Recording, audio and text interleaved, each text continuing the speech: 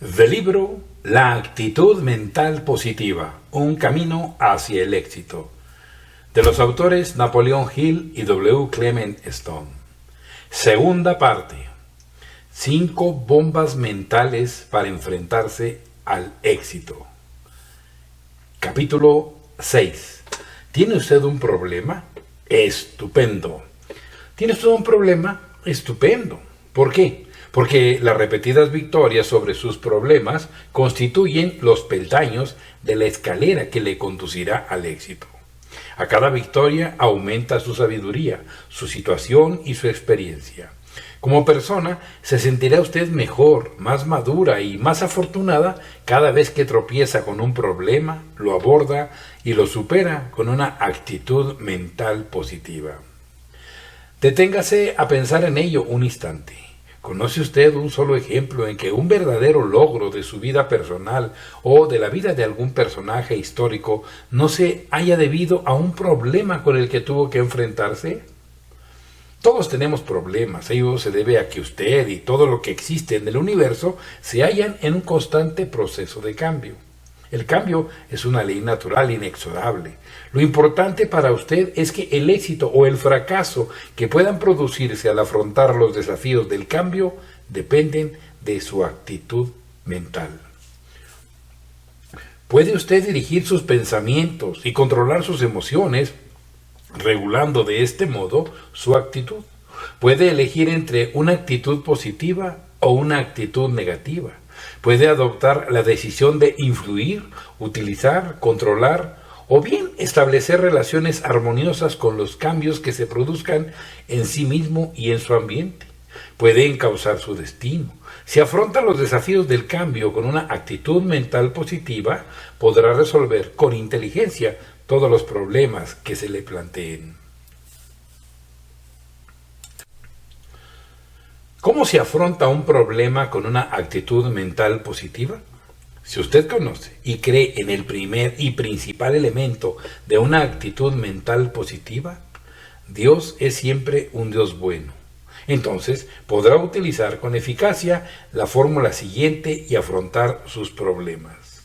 Cuando se enfrente con un problema que requiera una solución, con independencia de lo complejo que pueda ser, haga lo siguiente. 1. Pida la guía divina. Busque ayuda para poder encontrar la solución adecuada. 2. Dedique tiempo a reflexionar sobre la solución de sus problemas. Recuerde que toda adversidad lleva la semilla de un beneficio equivalente o todavía mayor para aquellos que tienen una actitud mental positiva. 3. Exponga el problema, analícelo y defínalo. 4. Dígase a sí mismo y con entusiasmo, estupendo. 5. Hágase a sí mismo preguntas concretas tales como, inciso A, ¿qué tiene de bueno? Inciso B, ¿cómo puedo convertir esta adversidad en la semilla de un beneficio equivalente o aún mayor? C, ¿cómo puedo convertir esta desventaja en una ventaja aún mayor? 6. Siga buscando respuestas a dichas preguntas hasta que encuentre por lo menos una respuesta que pueda dar resultado. Ahora bien, hablando en general, los problemas que tendrá usted que afrontar serán de 3 clases. Problemas personales, emocionales, económicos, mentales, morales, físicos. Problemas familiares y problemas comerciales o profesionales, puesto que los problemas personales son los que con carácter más inmediato experimentamos todos nosotros. Nos gustaría contarle la historia de un hombre que se enfrentó con los más graves problemas que un ser humano pueda tener. Mientras lea la historia, observe de qué manera aplicó la actitud mental positiva a la solución de cada una de las dificultades hasta alcanzar la victoria definitiva. Afrontó el desafío de cambiar con una actitud mental positiva en la penitenciaría de Leavenworth. Aquel hombre había nacido en la pobreza. Mientras cursaba estudios primarios, vendía periódicos y hacía de limpiabotas en los bares de la zona portuaria de Seattle para ayudar a su madre en los gastos de la casa. Más tarde se convirtió en grumete de un carguero de Alaska durante los meses de verano. Al finalizar los estudios superiores a los 17 años se fue de casa. Se convirtió en uno de aquellos vagabundos que se desplazaban en tren de un lugar a otro de los Estados Unidos. Sus compañeros eran hombres curtidos. Empezó a jugar y se asoció con gentuza con los hombres de la llamada Legión de la Frontera, los soldados de la fortuna, los fugitivos, los contrabandistas, los cuatreros y gentes por el estilo eran sus compañeros. En México se incorporó a las fuerzas de Pancho Villa. Uno no puede estar cerca de esas actividades ilegales sin conocerlas, aunque no tengas nada que ver con ellas. Dijo Charlie Ward: mi error fueron las malas compañías. Mi mayor pecado fue asociarme con gente mala. De vez en cuando ganaba elevadas sumas en el juego, pero después las perdía. Al final fue detenido por contrabando de narcóticos, procesado y declarado culpable. Y, sin embargo, a lo largo de toda su vida, Charlie Ward sostuvo su inocencia de la acusación por la que había sido condenado. Tenía 34 años cuando ingresó a Leavenworth. Jamás había estado en la cárcel, a pesar de las malas compañías, y se sintió amargado.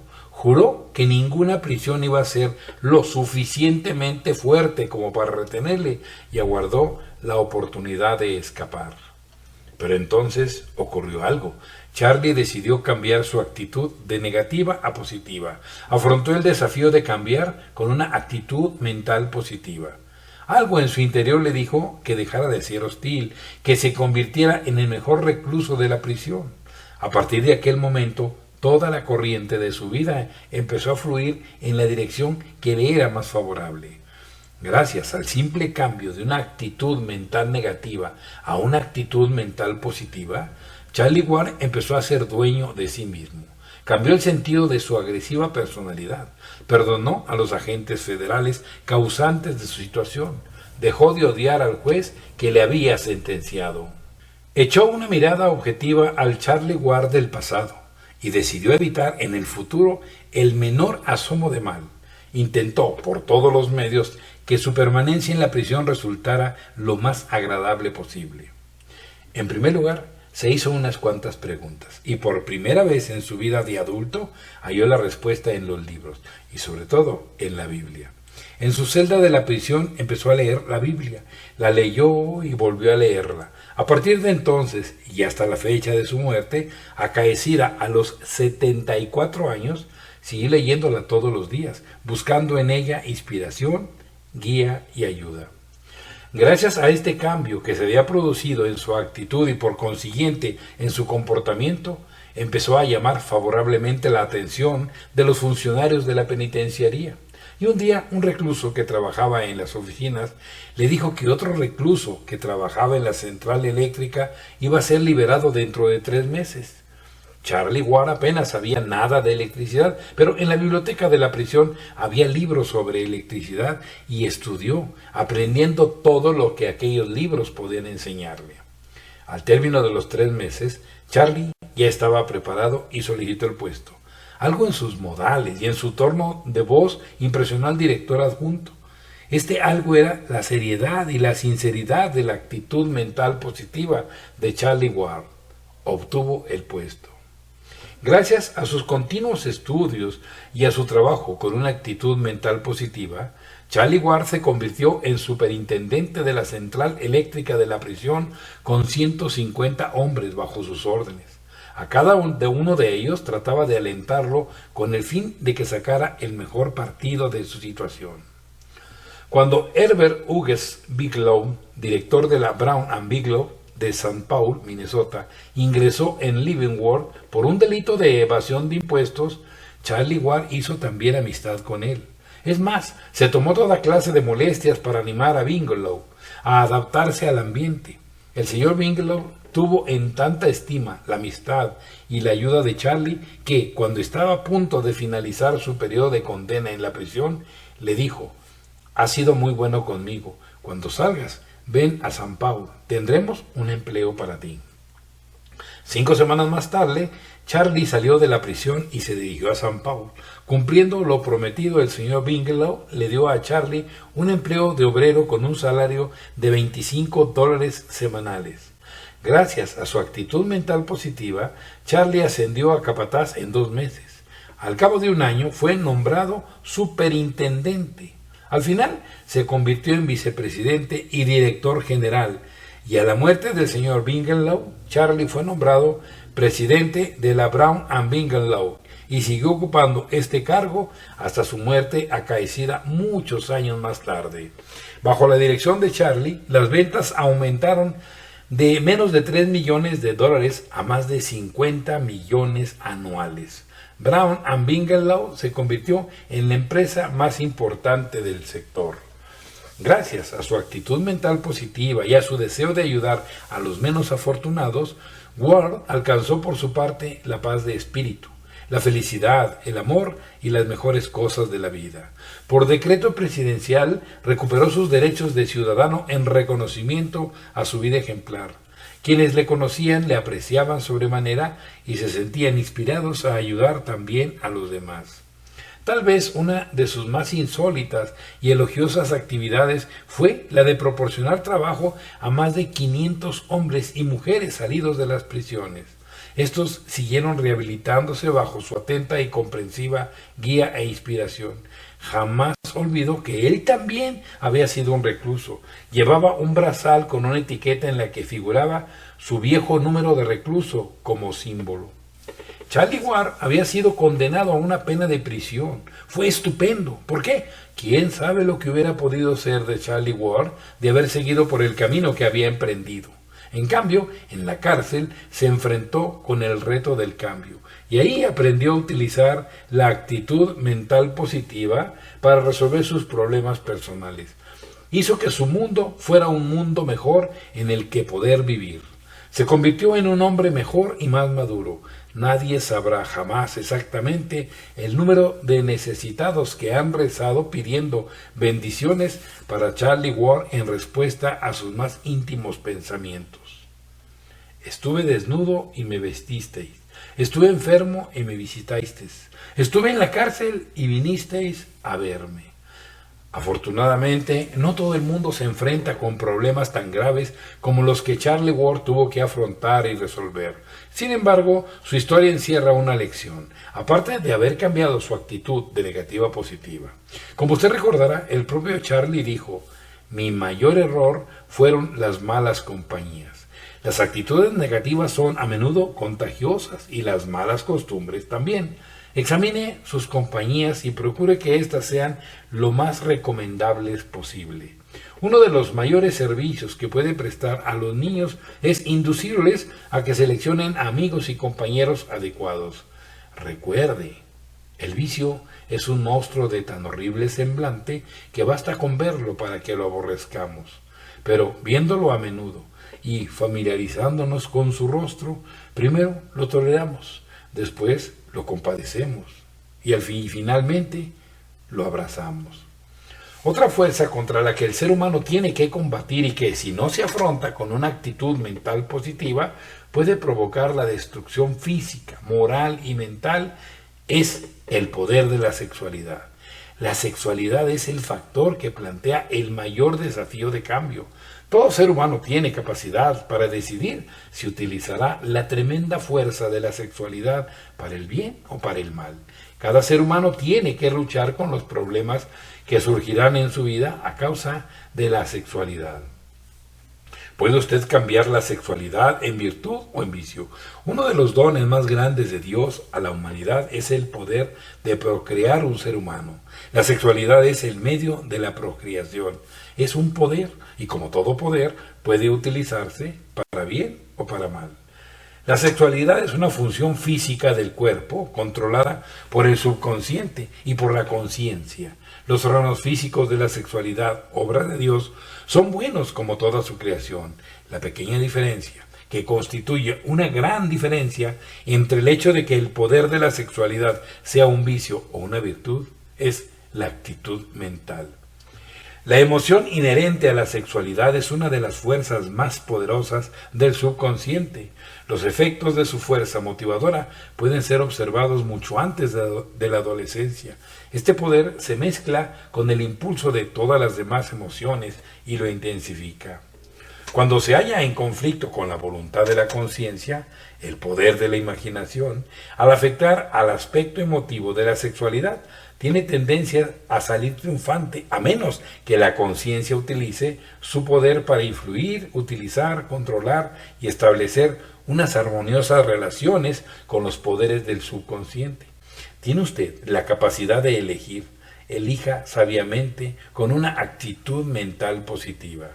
Transforme la sexualidad en una virtud. De este modo vencerá uno de los mayores problemas con que jamás haya tenido que enfrentarse en su vida personal y se sentirá física, mental y moralmente mejor. ¿Y cuáles son las 7 virtudes? La virtud es práctica o acción moral, excelencia moral, rectitud, valor, castidad. Las 7 virtudes son prudencia, fortaleza, templanza, justicia, fe, esperanza y caridad. Número 1. Prudencia. Capacidad de gobernar y disciplinar el propio yo mediante el ejercicio de la razón. 2. Fortaleza. Fuerza mental que permite a una persona afrontar el peligro o soportar el dolor o la adversidad con valentía. Es la posesión del valor necesario para afrontar aquello que repugna o asusta, o bien para afrontar el esfuerzo de una tarea que nos haya sido impuesta. Sus sinónimos son el coraje, la firmeza, el ánimo y la determinación. 3. Templanza. Habitual moderación en la satisfacción de los apetitos y pasiones. 4. Justicia. El principio o ideal de la justa actuación o de la adecuada acción. También la conformidad a este principio o ideal. Integridad. 5. Fe. Confianza en Dios. 6. Esperanza.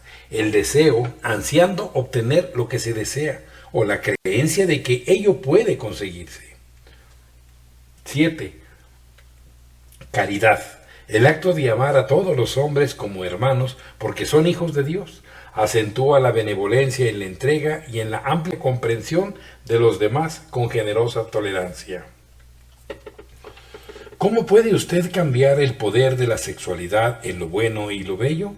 Podrá usted hallar una clara respuesta si la busca a medida que vaya leyendo y estudiando este libro. Logrará resultados positivos cuando usted establezca relación con los principios y los asimile en su propia vida. Sin embargo, es necesario que uno se conozca a sí mismo. Las siguientes sugerencias le serán útiles en la búsqueda de la respuesta a medida que vaya leyendo. 1. Mantenga su mente centrada en las cosas que quiere y apartada de las que no quiere. Ello significa que hay que centrar la mente en los objetivos deseables inmediatos, intermedios y distantes. El instinto de la sexualidad en el subconsciente se mostrará paciente en caso de que tenga la esperanza de que usted cumplirá su misión en la vida. El muchacho o la muchacha que estén auténticamente enamorados y tengan previsto casarse no tendrá los problemas sexuales que de otro modo podría tener. 2. Si hubiera más y más frecuentes matrimonios tempranos, habría menos problemas sexuales. La misión de procrear se cumple en el matrimonio. No obstante, hay que casarse por amor, independientemente del instinto sexual. 3. Lleve una vida equilibrada y ordenada. 4. Dedique largas horas a alguna tarea agradable. Ello le mantendrá activo, ocupará sus pensamientos y consumirá su energía sobrante. 5. Desarrolle una magnífica obsesión. Estudie el significado en el capítulo 15. 6. Establezca relación y asimile en su vida los conceptos del capítulo 2. Usted puede cambiar su mundo. Y del capítulo 7. Aprenda a ver. 7. Elija un ambiente capaz de encauzarle hacia sus objetivos. 8. Elija los factores de automotivación que a su juicio puedan serle útiles en la autosugestión. Apréndaselos de memoria, conviértalos en parte de sí mismo, de tal manera que en momentos de necesidad pasen de su subconsciente a su conciencia en calidad de elementos de autosugestión. Sin embargo, no todos los problemas de la vida personal son de carácter tan profundo y penetrante. Muchas veces lo único que hace falta para afrontar un problema inmediato es rapidez de pensamiento, capacidad de adaptación y echar un vistazo suplementario a la situación que está provocando el problema. A menudo basta una idea seguida de la acción para convertir el fracaso en éxito. Basta una idea seguida de la acción para alcanzar el éxito ahí donde otros han fracasado. En 1939, en la North Michigan Avenue de Chicago, en un sector conocido como la Milla Magnífica, el alquiler de oficinas atravesaba un mal momento. Un edificio tras otro tenía las plantas vacías. El que conseguía alquilar la mitad de los locales se consideraba afortunado. Era un mal año para los negocios y la actitud mental negativa se cernía sobre el sector inmobiliario de Chicago como una nube. Se oían comentarios tales como: de nada sirve poner anuncios, no hay dinero, o ¿qué podemos hacer? No se puede luchar contra los tiempos. En medio de aquella sombría atmósfera apareció un administrador de fincas con una actitud mental positiva. Tenía una idea y entró en acción. Aquel hombre fue contratado por la compañía de seguros Northwestern Mutual Life Insurance en el fin de que administrara un gran edificio de la North Michigan Avenue, que había adquirido gracias a un juicio hipotecario. Cuando el hombre se hizo cargo del mismo, el edificio estaba ocupado tan solo en un 10%. Al cabo de un año, la ocupación era del 100%, con una larga lista de espera. ¿Cuál fue el secreto?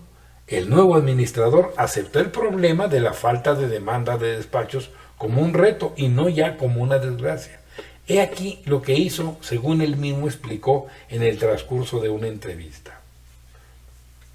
Sabía exactamente lo que quería. Quería tener ocupado el edificio al 100% con arrendatarios de categoría selecta. Sabía que, dadas las circunstancias imperantes, era probable que los despachos tardaran varios años en alquilarse. Por lo tanto, llegué a la conclusión de que teníamos todo que ganar y nada que perder, haciendo lo siguiente. 1. Buscaría posibles arrendatarios adecuados elegidos por mí. 2. Estimularía la imaginación de cada potencial arrendatario. Le ofrecería los despachos más preciosos de la ciudad de Chicago. 3. Le ofrecería aquellos despachos de calidad superior por un alquiler no más elevado que el que en aquellos momentos estuviera pagando. 4. Además, asumiría la responsabilidad de su actual arriendo, siempre que nos pagara el mismo alquiler mensual durante un año. 5. Además de todo eso, me ofrecería a redecorar de nuevo el despacho sin costo alguno para él. Utilizaría a arquitectos y decoradores con mentalidad creativa y remodelaría los despachos de mi edificio de acuerdo con el gusto personal de cada nuevo arrendatario. Me hice las siguientes reflexiones. 1. Si un despacho no se alquilaba durante los próximos años, no percibiríamos ningún ingreso por él. Por consiguiente, no teníamos nada que perder siguiendo los planes arriba descritos. Era posible que al acabar aquel año no hubiéramos obtenido ninguna ganancia, pero no estaríamos en peores condiciones que si no hubiéramos actuado. Y nuestra situación sería mejor porque habríamos complacido a unos inquilinos que en los años futuros nos proporcionarían unos alquileres seguros. 2. Además, es una costumbre establecida alquilar despachos tan solo por un año. En la mayoría de los casos quedarían por pagar tan solo unos cuantos meses del antiguo arriendo de mi nuevo inquilino. El hecho de hacernos cargo de estos alquileres no supondría, por tanto, un riesgo demasiado grande. 3. En caso de que un arrendatario se fuera al término de aquel año, sería relativamente fácil volver a alquilar el despacho en un edificio bien ocupado. La decoración del despacho no sería dinero perdido porque aumentaría el valor de todo el edificio. El resultado fue maravilloso. Cada nuevo despacho decorado parecía más bonito que el anterior. Los inquilinos se mostraron tan entusiasmados que muchos se gastaron sumas adicionales. En un caso, un arrendatario se gastó otros $2,000 en reformas.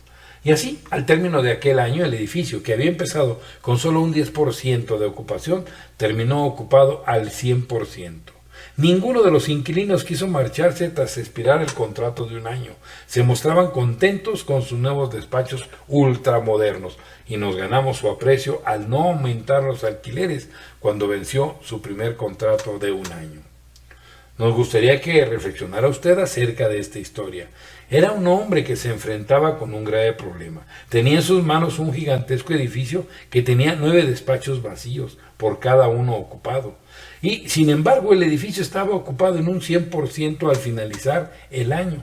En el edificio de al lado y a lo largo de la Milla Magnífica había docenas de edificios comerciales inactivos y prácticamente vacíos. La diferencia era, como es lógico, la actitud mental de cada administrador en relación con el problema. Uno dijo, tengo un problema, es horrible.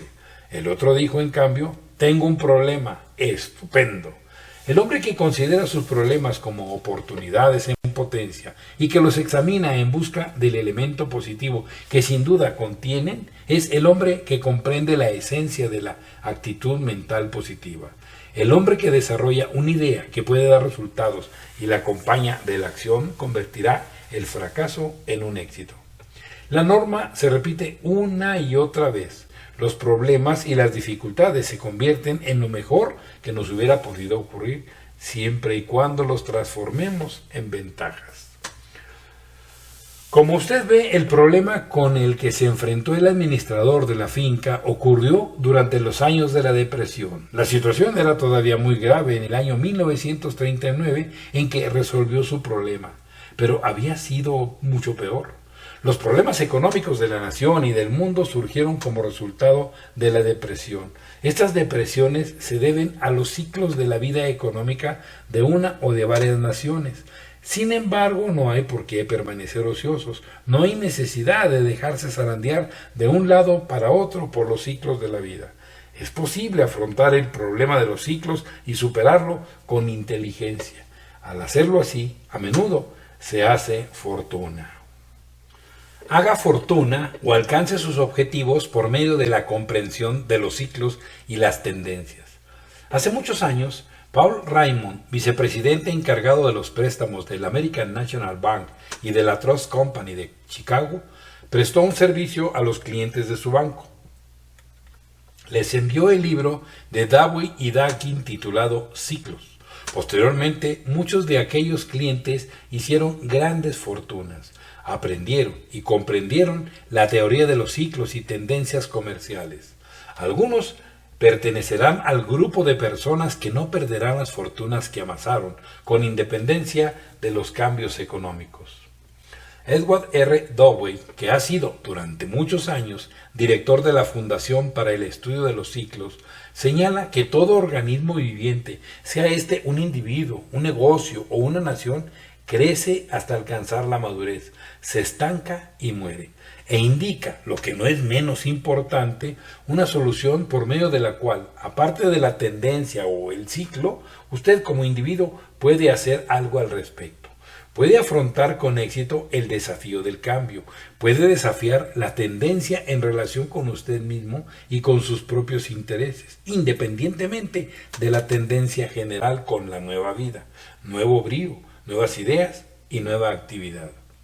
Se anticipó a un ciclo descendiente y se preparó para ascender. Antes de que los periódicos empezaran a comentar la recesión que se inició en la segunda mitad de 1957, uno de los clientes del banco entró en acción. Su organización emprendió agresivas actividades comerciales con una actitud mental positiva. En 1958, su empresa registró un incremento de más de un 30% en comparación con el del año anterior, que había sido tan solo de un 25%. Sin embargo, se registraba en todo el sector una tendencia descendente. A veces, el ciclo que plantea un problema no es un ciclo que afecta a una industria o a toda una nación. Puede ser un ciclo dentro de un sector determinado. Este problema también se puede prever y abordar de antemano.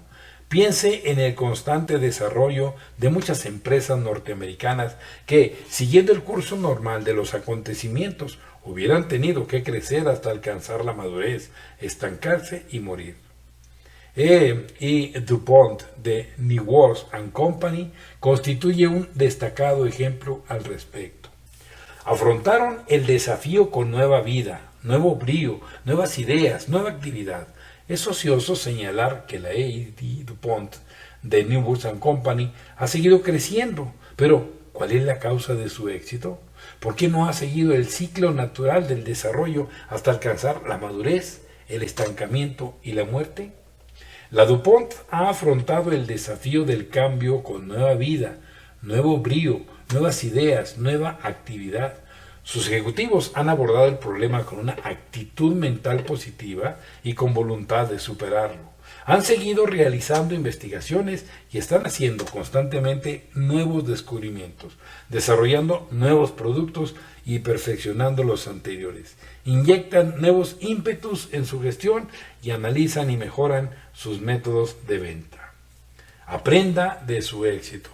El propietario de un pequeño negocio, o bien usted como individuo, puede hacer estudios y realizar experimentos. Puede usted establecer relación y asimilar los principios utilizados en esta gran empresa. Usted también puede seguir desarrollándose con vigorizantes inyecciones de nuevas ideas, nueva vida, nuevo brío, nueva actividad. Puede usted cambiar una tendencia descendente y convertirla en una tendencia ascendente. Puede usted ser distinto. Cuando otros flotan corriente abajo, usted puede moverse corriente arriba.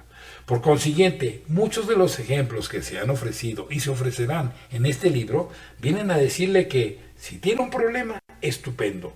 Estupendo si usted aprende a ver cómo convertir la adversidad en la semilla de un beneficio equivalente o todavía mayor. Es posible que no haya usted captado todavía el principio. El siguiente capítulo, titulado Aprenda a ver, puede ayudarle. Guía número 6. Ideas a seguir. 1. Por consiguiente, ¿tiene usted un problema? Estupendo. ¿Por qué? Porque cada vez que afronta un problema y lo aborda y conquista con una actitud mental positiva, se convierte en una persona mejor, más madura y más próspera. 2. Todo el mundo tiene problemas. Los que poseen una actitud mental positiva convierten sus adversidades en semillas de beneficios equivalentes o todavía mayores. 3. Su éxito o su fracaso al afrontar los problemas planteados por los desafíos del cambio estarán determinados por su actitud mental. 4. Puede usted dirigir sus pensamientos, controlar sus emociones y encauzar su destino, reconociendo, estableciendo relación, asimilando y aplicando los principios que sean aplicables a su caso y que encontrará en este libro. 5. Dios es siempre un Dios bueno. 6. Cuando tenga un problema, inciso A, pida la guía divina. Inciso B, piense. Inciso C, exponga el problema. Inciso D, analícelo. Inciso E, adopte la actitud mental positiva del estupendo. Y después, inciso F, convierta la adversidad en semilla de un mayor beneficio. 7. Charles Ward constituye un destacado ejemplo de un hombre que afrontó con éxito los desafíos del cambio mediante el desarrollo de una actitud mental positiva. 8. La sexualidad es el mayor desafío al cambio. Cambie el aspecto emocional de la sexualidad en virtud. 9. Las 7 virtudes son prudencia, fortaleza, templanza, justicia, fe, esperanza y caridad. La actitud mental positiva, un camino hacia el éxito, le indica de qué manera puede establecer relación con estas cualidades incorporándolas a su vida. Y 10. Una buena idea seguida de la acción puede transformar el fracaso en éxito. ¿Tiene un problema? Estupendo, porque será la semilla de mayores beneficios para los que tienen una actitud mental positiva.